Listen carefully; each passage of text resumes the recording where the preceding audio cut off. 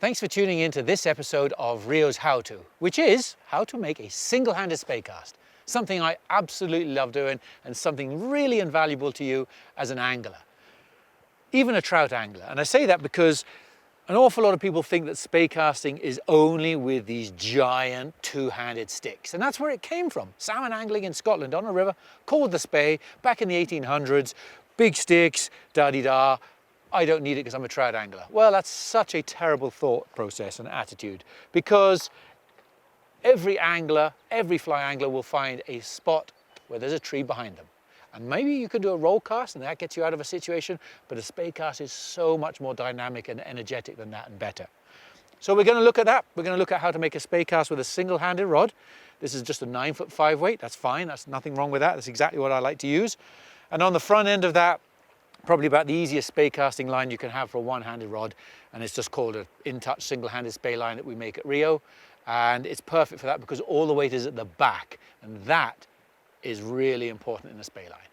So really that's the gear, that's the little prelude into it. Let's see how easy it is and why you make a single-handed spey cast. Okay, let us see what single-handed spey casting is. First of all, get a roll cast right. And that is one of the most important things about spey casting. If you've got a good roll cast, you're going to be 75 to 80% of the way into making a good spey cast. And if you have not seen the Rio episode on how to make a roll cast, stop right now and go and watch that and then come back, because there's a bit of terminology that I'm going to be using that really relates to that video, and I don't want to go over it all again. So check out how to make a roll cast and then come back and press play and continue on here. Let's say you have now. So what is the difference between a single-handed spey cast and a roll cast? Well, there are two differences. First one is what I call the D-loop and the difference in the D-loop. There's a D-loop behind you, and a roll cast has a very small D-loop. It's not far behind me. And it's also passive and dead. It's a lump of line just hanging from the rod.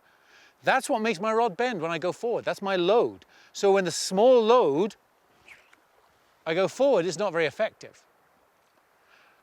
A spey cast, every spey cast, has a much bigger D-loop. And a bigger D-loop means there's more weight, which is more load, which means the rod flexes more, which is a much more efficient cast. Let me just show you two casts. A roll cast with a small D-loop, it goes out okay. And a spey cast, this is called a switch, with a much bigger D-loop. See how much bigger that D-loop is? It goes much further behind me.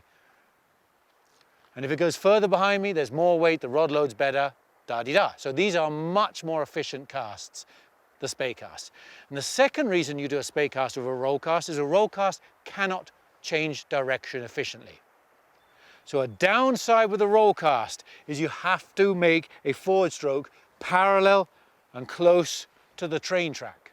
If your train track is here, you have to go there. All right, so if your train track is here and the fish is over there and you try and make a roll cast over here, it doesn't work because you can't change direction with a roll cast.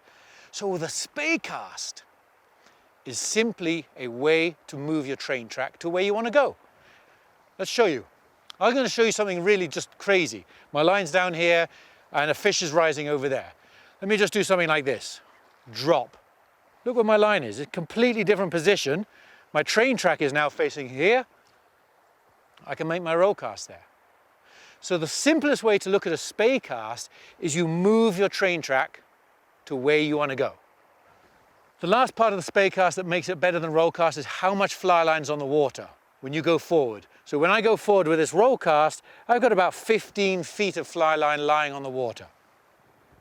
The line is gripped by the surface film, and that's not very good. On the switch cast, you'll notice when I keep going with this switch cast, there's about a foot of fly line in the water. The leader's on the water, but just a foot of fly line. Like that. You see how little fly line's touching the water? Not only is the D-loop bigger, but the amount of fly line on the water is way less. And that is a thumbs up. That's great because the line on the water is drag. All the energy you put into the cast is sucked out. by the water surface film. So you want to avoid it. So those are the two differences between your roll cast and your spey cast. And I'm going to show you some very, very basic spey casting techniques. I'm not going to show you all the spey casts. I'm just going to show you some basic spey techniques to give you an idea of what a spey cast is. And the simplest way of looking at it is to imagine you're at a train station and you're on a train that's going to London. See, for example, right now, my line is down here and this is pointing down there. So making my roll cast, I go to London. But I want to go to Paris, which is over here.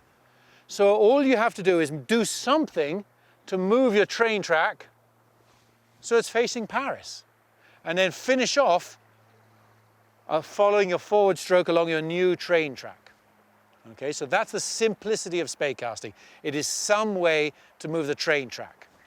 As you get into it, you'll find that spey casts become much more dynamic, as I mentioned, but also they have certain names. And this video isn't about all the spey casts, how to make a double spey, a snake roll. I'm going to show you a couple. This is a cast called a double spey. This is a cast called a reverse snake roll. Here's a cast called a snake roll. And these are just casts. This is a cast called a snap tee. So there's lots of names. This video is not about those spey casts. This is the rawest, basic way of learning a spey cast.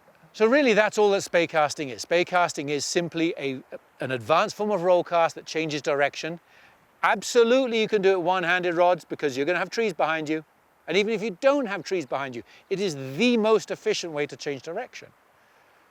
Hopefully you enjoyed this. Hopefully you picked up a few nuggets and a few tips. If you enjoyed this and if you haven't seen them, we have a whole series of these how-to videos on the Rio website under Rio TV. Check it out. Check out some of the other videos. Learn some stuff. And if you enjoyed this, get out on the water and do some of these single-handed spey casts. I hope you enjoyed it. Thank you so much for tuning in. Maybe one day I'll see you on the water throwing some beautiful snake rolls and catching some fish with it.